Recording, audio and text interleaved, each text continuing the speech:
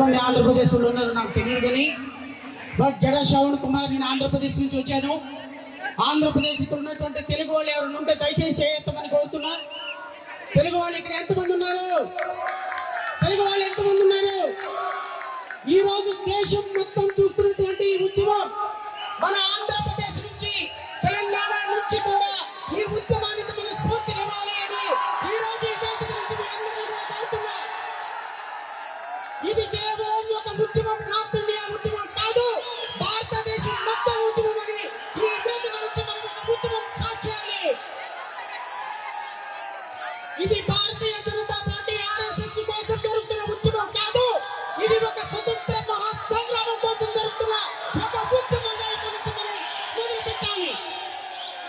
ఇక్కడ మాట్లాడుతున్న ప్రతి మాట, ఇక్కడికి వచ్చిన ప్రతి తూట మరో భారతదేశ మహాసంగ్రామం కోసం ఆ రోజు బ్రిటిష్ వాళ్ళని తరిమినట్టుగా ఈ రోజు మనం నల్ల జాతీయులను తరిమే ఉద్యమంగా ఈ ఉద్యమం భారతదేశానికి ఒక స్ఫూర్తిదాయకం కావాలి. ఇది ఆంధ్రప్రదేశ్ రాష్ట్రం నుంచి జై భీమ్రావ్ భారత పార్టీ అధ్యక్షుడిగా, ఒక మాజీ జడ్జిగా ఈ ఉద్యమానికి పూర్తి సపోర్ట్ ఇస్తున్నా. ఇది భారతదేశంలో నీటి ఉద్యమం, ఒక నీటి ఉద్యమం కోసం, ఎగ్జామ్ కోసం జరుగుతున్న ఉద్యమం కాదు. గత 5 సంవత్సరాలలో 95 మంది మన అక్కలని అన్నల్ని పోగొట్టుకున్న ఉద్యమానికి స్ఫూర్తి ఈ ఉద్యమం. ఈ రోజు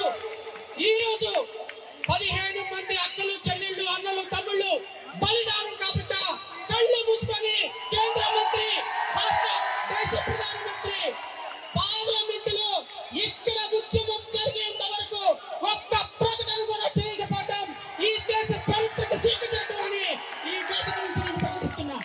ఇక్కడ జరిగిన ప్రతి ఉద్యమానికి, ఇక్కడ ఉన్న ప్రతి వ్యక్తికి పాదాభివందనం చేస్తూ I salute to entire the country and youth of this country. I am also expressing my sincere